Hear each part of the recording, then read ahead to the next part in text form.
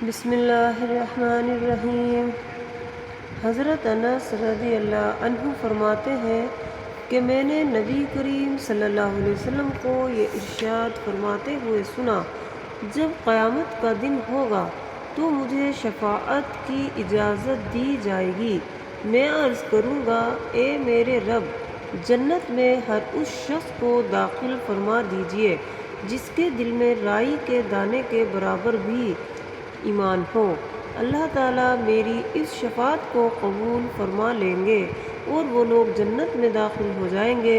پھر میں عرض کروں گا، جنت میں ہر اس شخص کو داخل فرما دیجیے جس کے دل میں ذرا سا بھی ایمان ہو۔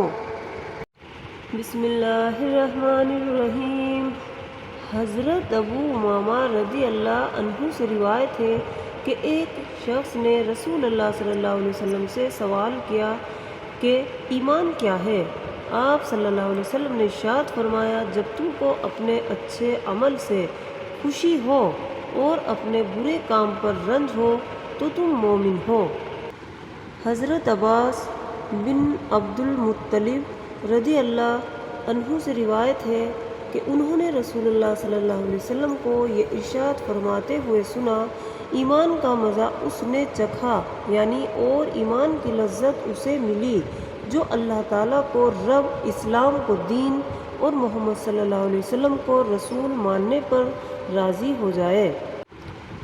فائدہ: مطلب یہ ہے کہ اللہ تعالیٰ کی بندگی اور اسلام کے مطابق عمل اور حضرت محمد صلی اللہ علیہ وسلم کی اطاعت اللہ تعالیٰ اور ان کے رسول صلی اللہ علیہ وسلم اور اسلام کی محبت کے ساتھ ہو۔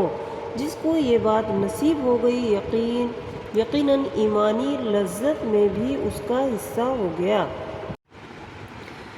حضرت ابو امامہ رضی اللہ عنہ سے روایت ہے کہ رسول اللہ صلی اللہ علیہ وسلم نے ارشاد فرمایا، جس شخص نے اللہ تعالیٰ ہی کے لیے کسی سے محبت کی اور اسی کے لیے دشمنی کی، اور جس کو دیا اللہ تعالیٰ ہی کے لیے دیا اور جس کو نہیں دیا اللہ تعالیٰ ہی کے لیے نہیں دیا، تو اس نے ایمان کی تکمیل کر لی۔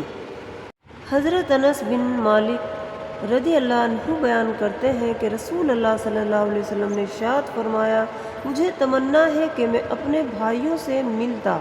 صحابہ رضی اللہ عنہ نے عرض کیا، کیا ہم آپ کے بھائی نہیں ہیں؟ آپ صلی اللہ علیہ وسلم نے ارشاد فرمایا، تم تو میرے صحابہ ہو اور میرے بھائی وہ لوگ ہیں جو مجھے دیکھے بغیر مجھ پر ایمان لائیں گے۔ حضرت اوسط فرماتے ہیں کہ حضرت ابو بکر رضی اللہ عنہ نے ہمارے سامنے بیان کرتے ہوئے فرمایا، 1 سال پہلے رسول اللہ صلی اللہ علیہ وسلم میرے کھڑے ہونے کی اسی جگہ یعنی خطبے کے لیے کھڑے ہوئے تھے۔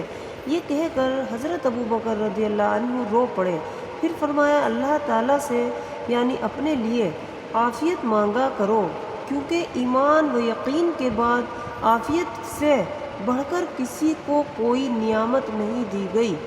حضرت انس رضی اللہ عنہ روایت کرتے ہیں کہ رسول اللہ صلی اللہ علیہ وسلم نے ارشاد فرمایا، ایمان کی حلاوت اسی کو نصیب ہوگی جس میں 3 باتیں پائی جائیں گی۔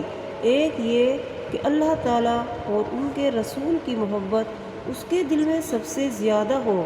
دوسرے یہ کہ جس شخص سے بھی محبت ہو صرف اللہ تعالیٰ ہی کے لیے ہو۔ تیسرے یہ کہ ایمان کے بعد کفر کی طرف پلٹنے سے اس کو اتنی نفرت اور ایسی اذیت ہو جیسی کہ آگ میں ڈالے جانے سے ہوتی ہے۔